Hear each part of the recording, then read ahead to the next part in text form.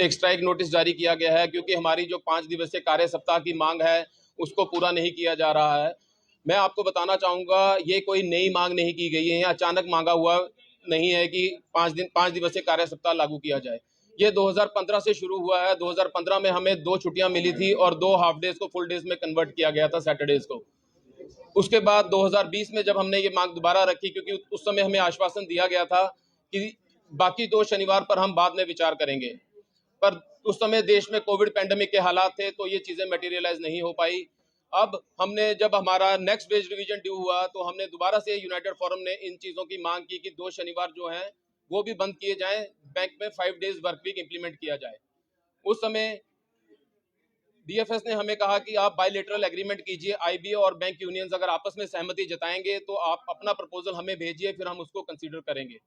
और इसी संदर्भ में बहुत सी बैठकें हुई 2022-23 में, और 7 दिसंबर 2023 को एक एग्रीमेंट साइन हुआ आईबीए और बैंक यूनियंस के बीच में, जिसमें ये तय किया गया कि जो वीकली वर्किंग आवर्स हैं वो कम ना करते हुए बैंक्स जो है Monday to Friday 40 minute extra खुलेंगे, ताकि जो छुट्टी है वो कंपनसेट हो सके।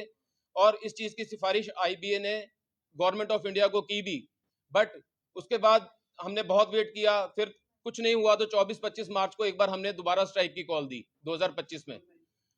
उस समय भी डीएफएस के जॉइंट सेक्रेटरी ने कंसिलेशन मीटिंग में हमें ज्वाइन किया, United Forum of bank unions के रिप्रेजेंटेटिव्स को। उन्होंने आश्वासन दिया कि अगर आप स्ट्राइक डेफर करते हैं तो आपका ये जो 5 डे वर्क वीक का प्रोसेस जो है will be under active consideration और सीरियस कंसिडरेशन। बट आज उस आश्वासन को दिए हुए भी 9 महीने हो गए हैं। तो आज इसीलिए हमने ये प्रेस कॉन्फ्रेंस बुलाई है। हम आप लोगों के माध्यम से जनता और सरकार से विनम्र और स्पष्ट अपील करना चाहते हैं कि अपना किया हुआ वादा पूरा करें। और जैसा कि आप सब जानते हैं, आजकल 5 डे वर्क वीक से कोई ज्यादा फर्क पड़ेगा नहीं, क्योंकि आप अगर आरबीआई का डाटा देखें फर्स्ट हाफ 2025 का, उसमें in terms of number of transaction 99.8% transaction जो है डिजिटल चैनल से हो रही हैं, और in terms of value of transaction 97.7% of the transactions are being done through alternate channels.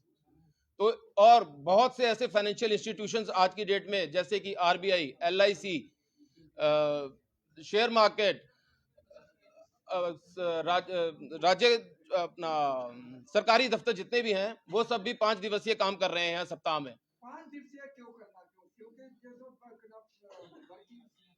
इसमें क्या कारण है, क्यों 5 दिन? देखिए मैं बताता हूं सर, इसमें कारण ये है कि हमारे जो बैंकों में एट्रिशन रेट बहुत ज्यादा है, बैंकों में स्टाफ की भारी कमी है, काम का बहुत दबाव है।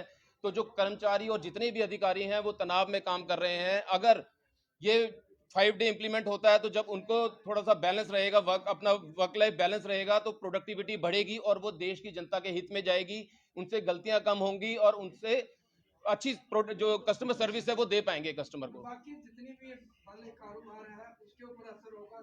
सैटरडे को बंद रखेंगे तो वो अफेक्टेड होंगे। सर देखिए, मैं बताना चाहूंगा कि आज जितना भी कस्टमर बेस है उन सबको आदत है, उनको पता है RBI, LIC, general insurance corporation और इवन आपका शेयर मार्केट, मनी मार्केट, अपना एनआईसी और इवन डीएफएस खुद, आरबीआई, ये सब 5 दिवसीय काम करते हैं सप्ताह में। तो कस्टमर ऑलरेडी इस चीज से अवेयर है और उनको इस चीज की आदत है।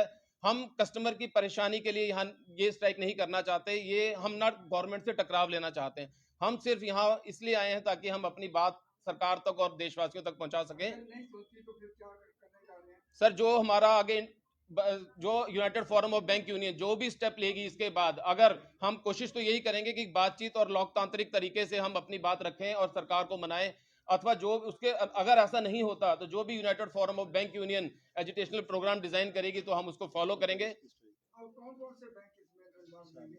सर इस पे जहाँ पे एक्टिव है, क्या वो भी इन्वॉल्व होगा? नहीं सर, अभी जो यूएफबीयू में हमारे, मैं आपको बताना चाहूंगा United Forum of Bank union क्या है, नो कॉन्स्टिट्यूएंट जो बड़ी यूनियंस है, ट्रेड यूनियंस, कर्मचारी वर्ग प्लस अधिकारी वर्ग, उन सबको जोड़कर बनी है।